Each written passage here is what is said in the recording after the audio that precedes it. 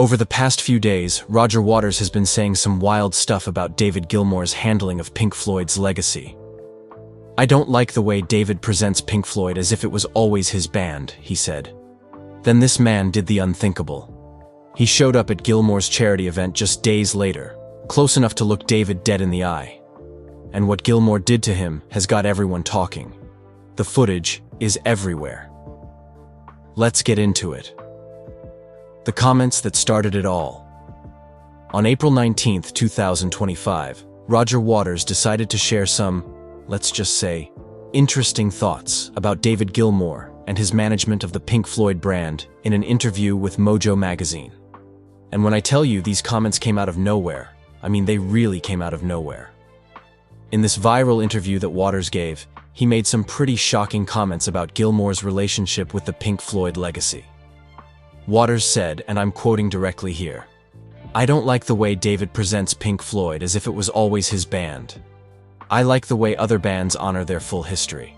Like when fans talk about their classic albums, they acknowledge all the creative forces involved." Yes, you heard that right. Waters actually criticized how Gilmour represents Pink Floyd's history, comparing it unfavorably to how he believes other legendary bands honor their legacy. But the comments didn't stop there. Waters continued by describing Gilmour as the custodian of a false narrative, while praising the contributions of original members like Syd Barrett and keyboardist Richard Wright.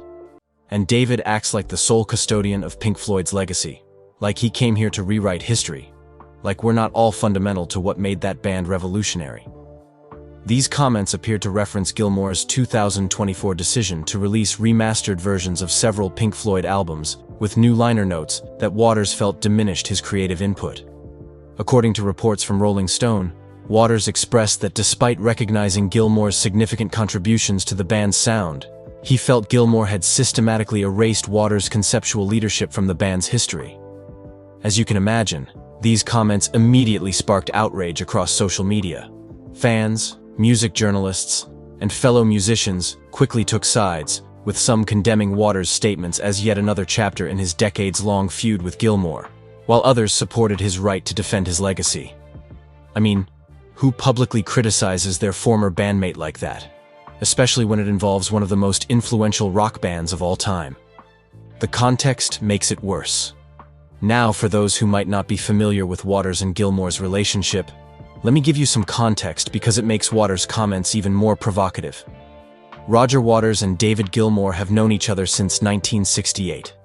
They've been through the creation of some of rock's most groundbreaking albums, with Waters writing the concepts and lyrics for masterpieces like The Dark Side of the Moon, Wish You Were Here, and The Wall, while Gilmour's distinctive guitar sound and vocals became equally central to the band's identity. Their creative partnership dissolved bitterly in 1985 when Waters left the band, followed by years of legal battles over the Pink Floyd name and legacy. So we're talking about a complicated relationship that has endured over 50 years of creative brilliance, personal conflict, and public disagreement. This isn't some recent celebrity feud that developed overnight.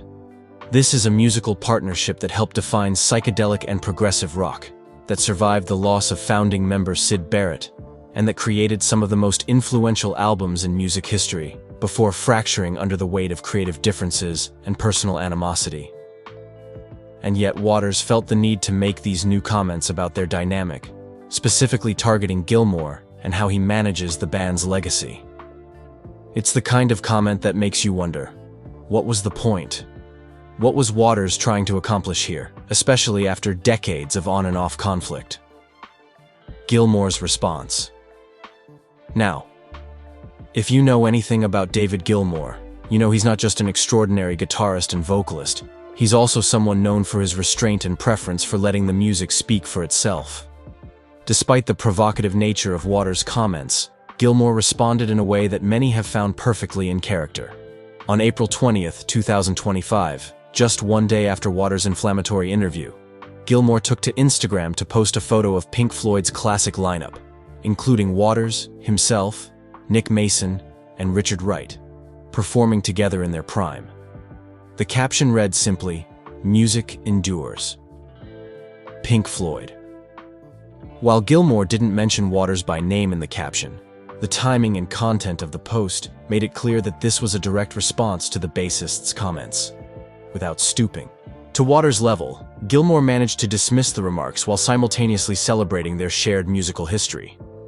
The social media reaction to Gilmour's post was overwhelmingly positive.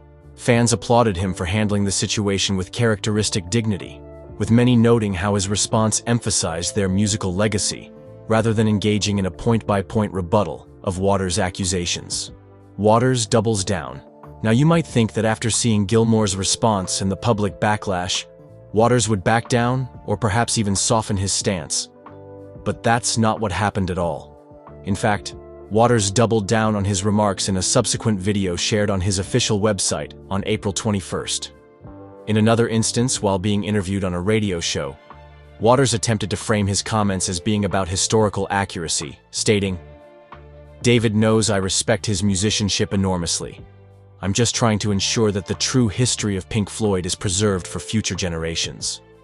So not only did Waters refuse to apologize, but he seemed to be suggesting that his controversial comments about Gilmour were somehow beneficial to music history, as if he was doing fans a favor by criticizing Gilmour's stewardship of the Pink Floyd legacy publicly. This stance further fueled the debate on social media, with many fans criticizing Waters for once again stirring up a conflict that had seemed to cool in recent years, especially after the two briefly shared a stage at a charity event in 2022. Waters appears at Gilmour's event. Now, if you thought this feud was already dramatic enough with the back and forth in the media, hold on to your seats because the situation took an even more intense turn on April 23, 2025. In what many are describing as a deliberate provocation, Roger Waters was spotted entering the Roundhouse in London, where David Gilmour was hosting a charity concert for the Teenage Cancer Trust. Yes, you read that right. Just days after making those controversial comments about Gilmour's handling of the Pink Floyd legacy, and after Gilmour had seemingly dismissed them with his Instagram response, Waters showed up at Gilmour's event. The Guardian reported that Waters arrived during the pre-show reception, where Gilmour was mingling with guests and fellow musicians. According to multiple witnesses, including several prominent British musicians who were in attendance, Waters walked directly up to the area where Gilmour was standing, creating an immediate hush in the room as people realized what was happening. The moment footage of this confrontation leaked online, social media absolutely exploded. A post by NME captured the moment, stating, "Roger Waters confronts David Gilmour at Teenage Cancer Trust event tonight." According to music news site Consequence of Sound, fans couldn't believe the audacity of Waters showing up at Gilmour's charity event amid this ongoing controversy, with many interpreting his presence as a direct attempt to create a scene at what was supposed to be a night focused on a worthy cause. I mean, just think about this for a second. We're talking about a charity event where Gilmour was the headline performer, raising money for young cancer patients. The focus should have been entirely on the cause and the music. And Waters walks into this space, the very same person who had just days earlier made disparaging comments about Gilmour's handling of their shared legacy. Fan reactions on social media ranged from shock to disappointment to outrage. Some saw it as a publicity stunt, noting Waters' upcoming tour. Others viewed it as genuinely disrespectful, arguing that bringing personal drama into a charity event crossed a line. Either way, all eyes were now on Gilmour to see how he would handle this in-person provocation, after already responding to Waters' comments on social media. Gilmour's reaction. And this is where David Gilmour once again demonstrated why he's considered not just one of the greatest guitarists of all time, but also someone who embodies the quiet dignity that has characterized his entire career. According to several witnesses, including the event organizer who later spoke to BBC Music, when Waters approached, Gilmour simply turned to face him. The tension in the room was reportedly palpable, with some guests visibly uncomfortable and others subtly reaching for their phones to capture what they believed would be an explosive confrontation between the two rock legends. Instead, Gilmour did something that nobody expected. He calmly extended his hand to Waters. After a moment of visible hesitation, Waters took it. They shook hands firmly, and then, to the astonishment of everyone present, Gilmour leaned in and said something to Waters that caused the bassist to nod slowly.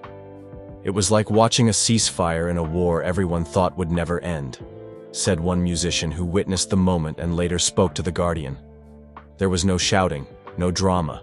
Just two old men who once created magic together, acknowledging each other's existence without rancor. What happened next shocked everyone even more. Gilmour turned to the small stage that had been set up for the reception and gestured for Waters to join him. After a moment of what appeared to be genuine surprise, Waters followed. Without any formal announcement, the two picked up acoustic guitars that were on stands near the stage. As the room fell silent, Gilmour began playing the opening notes of "Wish You Were Here," one of Pink Floyd's most beloved songs. After the intro, Waters joined in, singing the first verse. They performed a stripped-down, intimate version of the song that had hundreds of guests in tears, aware they were witnessing something truly historic. Rather than letting Waters' provocative appearance derail the event, Gilmour transformed the moment into exactly what the evening was supposed to be about: music that touches the soul and brings people together. This victory was particularly meaningful given the circumstances and the charity being supported. Video of this impromptu performance, captured on dozens of phones, immediately went viral. Social media users were quick to share the footage, with many calling it one of the most powerful moments in rock history.